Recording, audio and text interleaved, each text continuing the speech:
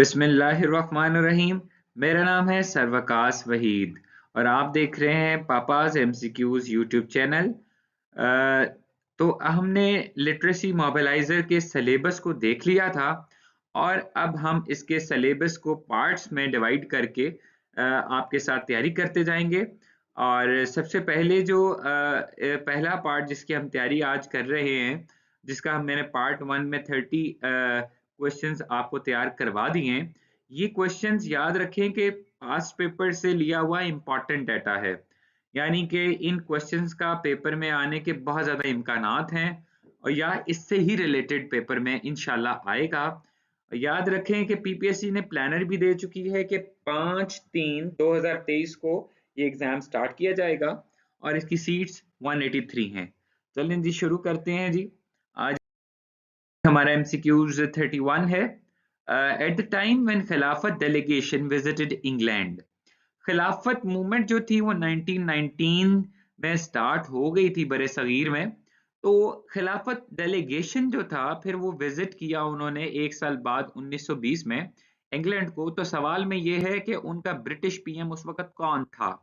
तो आप ये बता दें जी, लॉयड जॉर्ज, ये उनके ब्रिटिश पीएम थे। 32 एमसीक्यूज में अगर हम देखें, the Congress launch non cooperation movement in 1920। अब 1920 की ही बात कर रहे हैं और सितंबर का महीना चल रहा था। तो गांधी जी जो थे उन्होंने बरतानवी हुकूमत के खिलाफ, मतलब अंग्रेजों के खिलाफ एक कॉपरेशन शुरू की जिसका नाम था नॉन कॉपरेशन मूवमेंट। मतलब कांग्रेस ने शुरू किया था कि हम गवर्नमेंट के साथ कॉपरेट बिल्कुल नहीं करेंगे। और इस रेजोल्यूशन को एम के गांधी जी चला रहे थे। आप लोगों के लिए मैं एक एमसीक्यूज बताता हूँ, आप उसको सर्च कीजिए। पहला ये कि एम के गांधी जी जो थे, इनकी क्या क्वालिफिकेशन थी और ये कहाँ से पढ़कर आए थे। 34 एमसीक्यूज पर चलते हैं। Mahatma Gandhi called off non cooperation movement when a violent mob attack in police station in Chauri Chaura and killed 21 policeman. ये बहुत ही मशहूर पॉपुलर एक इंसिडेंट है हिस्ट्री का, जिसे चोरी चोरा इंसिडेंट भी कहते हैं। ये एक जगह का नाम है बेसिकली। वहां पर हुआ ये था कि एक पुलिस स्टेशन पे अटैक कर दिया था लोगों ने और वहां पे 21 पुलिसमैन जो थे वो इसका शिकार हुए, वो मारे गए। तो फिर गांधी जी ने जो नॉन कॉपरेशन मूवमेंट चल रही थी 1920 में, उसको खत्म करवाया। और ये कब खत्म करवाया ये इंसिडेंट, ये 2 साल चलती रही और बेसिकली ये खत्म कब हुई, वो 5 फेब 1922 को खत्म कर दी गई। तो ये 2 साल ये नॉन कॉपरेशन मूवमेंट जो थी वो चलती रही। The Statutory Commission of 1928 comprised of 7 members and was headed by Sir John Simon. ये एक साइमन कमीशन जिसे आप कहते हैं वो 1928 में, जिसके अंदर 7 मेंबर्स थे, उनका हेड कौन था उस वक्त, वो सर जॉन साइमन थे। तो ये नाम आपने याद रखना है, साइमन। इसी से हमारे पास साइमन कमीशन भी है। ये जी साइमन कमीशन जो था उसने विजिट किया इंडिया को। अब ये उसी की बात हो रही है, 7 मेंबर्स जिसमें थे। वो 1928 को विजिट किया उन्होंने इंडिया को, ठीक है जी।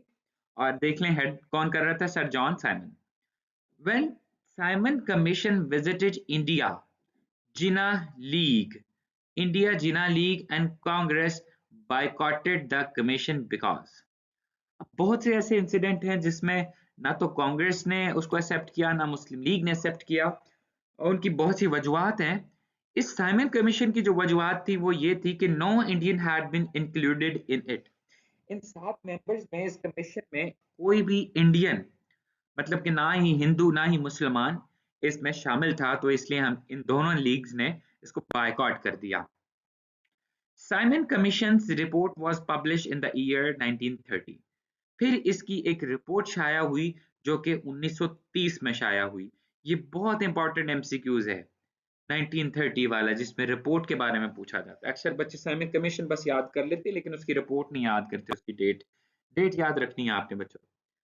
फिर 1935 में Sindh was separated from Bombay due to Simon Commission report. अब उसी 1930 की जो रिपोर्ट थी साइमन कमीशन की, उसी के नताइज बाद में जाहिर हुए कि 1935 में ठीक 5 साल बाद सिंध को बॉम्बे से सेपरेट कर दिया गया और ये वजह साइमन कमीशन रिपोर्ट थी।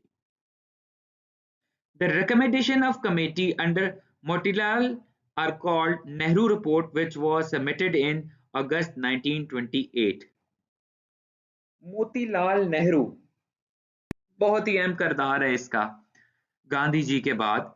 तो आप इसने एक रिकमेंडेशन दी थी एक कमेटी की, तो उसको ये बताया गया कि कब दी गई थी, जिसको नेहरू रिपोर्ट का नाम भी कहते हैं।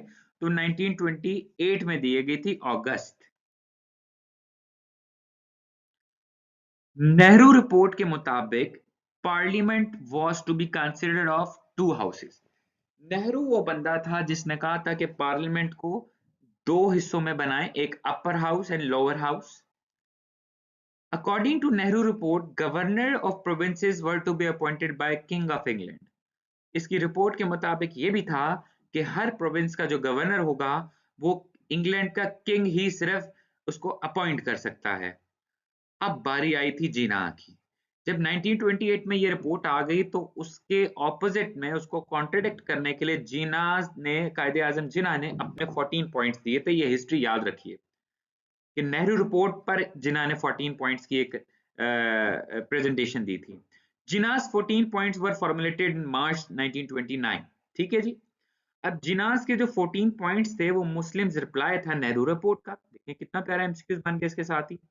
ये जो 14 पॉइंट्स थे जिन्ना के, वो डिमांड कर रहे थे रिफॉर्म्स, प्रोविंसेस में रिफॉर्म्स। और कौन सी प्रोविंसेस? याद रखें, दो प्रोविंसेस, बलूचिस्तान एंड केपीके। इनका खास रोल है जी, Balochistan and KPK. According to in 14 points के मुताबिक नो बिल और resolution could be passed in any legislature until it was approved by 3/4 members of the concerned community। देखिए लेजिस्लेचर का क्या काम होता है? लॉ बनाना, कोई लॉ पास करना। तो वो कहता है कि लेजिस्लेचर लॉ तब तक नहीं पास कर सकती जब तक 3/4 मेजोरिटी जो है उस कम्युनिटी की ना इसको यस कर दे। तो ये बहुत अच्छी बात है। इसका मतलब ये एक डेमोक्रेटिक, एक जमहूरी हुकूमत कायम करना है। मैं ये हमायती थे, जब आजकल की जैसे जमहूरी हुकूमत है वो वाली नहीं। ठीक है जी। The Muslim representation in central legislature demanded in the 14 point was 1/3। अब वही बात की है कि सेंट्रल लेजिस्लेचर में जो मुस्लिम रिप्रेजेंटेशन होनी चाहिए वो कितनी होनी चाहिए? 1/3। Jinnah's 14 point were the Muslims reply to the Nehru report, ये बात हम ऊपर कर चुके हैं। फ्रॉम 1930 टू 1932 की अगर बात करें, the British government convent in London. अब ये थी राउंड टेबल कॉन्फ्रेंसेस। ठीक है जी। 3 राउंड टेबल कॉन्फ्रेंसेस हुई हैं जी। आपने डेट्स याद रखने हैं 1930 से लेकर 1932 तक। फर्स्ट राउंड टेबल कॉन्फ्रेंस जो थी, इसकी भी डेट याद रखें, 12 नवंबर 1930 को स्टार्ट हुई थी और 19 जनवरी 1931 को ये खत्म हुई थी। तो याद रखें 12 नवंबर से 19 जनवरी तक, 1930 से 1931 तक।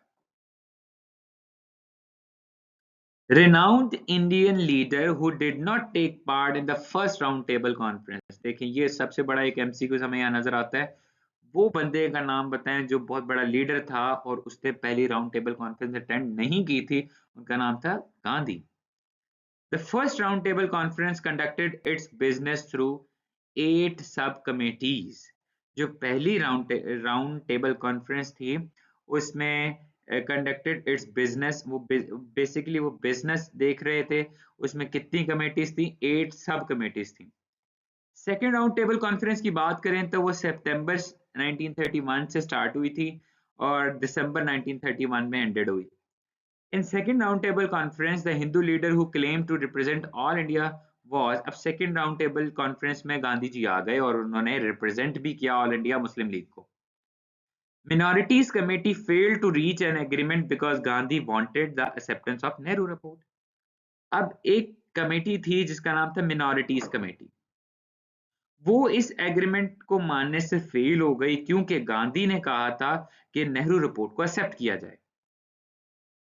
नेहरू का और गांधी का बड़ा अच्छा रिलेशन था आपस में। आप इसको जरूर सर्च करें कि इनका आपस में कौन सा रिलेशन था। The third round table conference lasted from 17 November to 24 December 1932।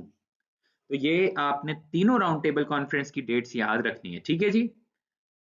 Due to the failure of second roundtable conference, the British government announced its own communal award in 1932. ठीक है जी। 1933 में क्या हुआ? British government issued this document which served as a guideline for Act 1935 White Paper. तो 1933 में British government ने एक issue किया था दिस डॉक्यूमेंट, जिसको गाइडलाइन बनाना था 1935 एक्ट का। याद रखिए 1935 एक्ट का जो एक गाइडलाइन पेपर था, जिसे व्हाइट पेपर भी कहते हैं, वो 1933 में दिया था। अब आ गई 59 एमसीक्यूज की तरफ, जो कि बहुत इंपॉर्टेंट है इलामा इकबाल के हवाले से। इलाहाबाद स्पीच जो हुई थी इलामा मोहम्मद इकबाल ने जो दी थी, वो 1930 को दी थी दिसंबर, सब जानते हैं बात। During his Allahabad address, Allama Muhammad Iqbal said, "The principle of European democracy could not be applied to India without recognizing the fact of communal groups." उन्होंने ये बात वाजे कर दी 1930 में कि जो यूरोपियन प्रिंसिपल हैं डेमोक्रेसी के, मतलब यूरोपियन जमहूरी कवानीन जो है, वो इंडिया में तब तक अप्लाई नहीं हो सकते जब तक आप हकीकत में कम्युनल ग्रुप्स को ना पहचान लें, उनकी हकीकतों को ना पहचान लें, तब तक कि उनको रिकॉग्नाइज ना कर दें, मतलब उन्हें माने, तब ये मुल्क जो है जमहूरी हो सकता है। अब ये कम्युनल मतलब कम्युनिटीज बनी हुई थी छोटी छोटी ना, तो उन ग्रुप्स को एक्सेप्टेंस नहीं मिलती, तो उन्हें मानते नहीं थे ये लोग। तो ये बात इलामा मोहम्मद इकबाल ने की थी कि उन्हें मानेंगे तो आपके मुल्क में डेमोक्रेसी के प्रिंसिपल बनेंगे। At Allahabad address Allama Mohammad Iqbal said, उन्होंने एक बहुत प्यारी बात की, I would like to see the Punjab NWFP Sindh and Balochistan amalgamated into a single state. Amalgam होता है इकट्ठा कर देना, ठीक है।